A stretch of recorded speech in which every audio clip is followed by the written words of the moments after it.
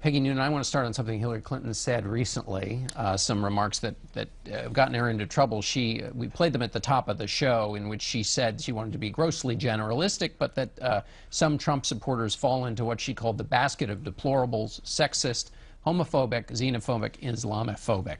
She then put out a statement saying that she was wrong to have characterized that as half of Donald Trump's supporters. Where are we now on this?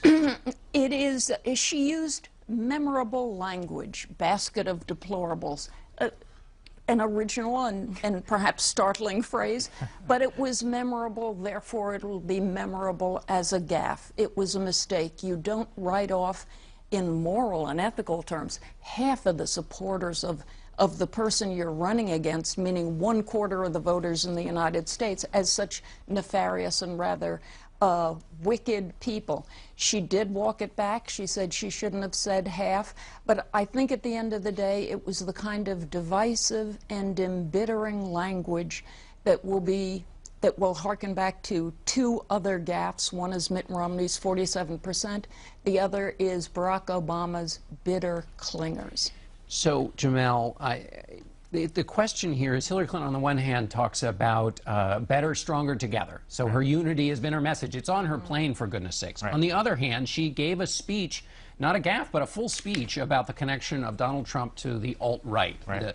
So this is both a gaffe from which she must retreat and also strategy. Yeah. How do you see it? Exactly right.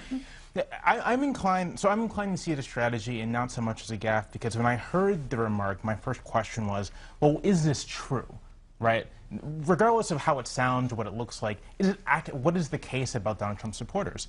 And if you break down the numbers and you look at the Real Clear Politics average, and it gives Trump about 43% of the registered voters, so there's about 31 million people. Compare that to polls that show 65 to 70% of all Republicans who say Barack Obama either wasn't born in the United States or is a Muslim. You look at pilot data from the American National Election Study, and it shows upwards of 40% of Republicans saying things like, blacks are more violent, blacks are lazier, Muslims are more violent, Muslims are lazier. Among Trump supporters in particular, 60, 50, 70% of them agree with statements that political scientists categorize as being explicitly racist.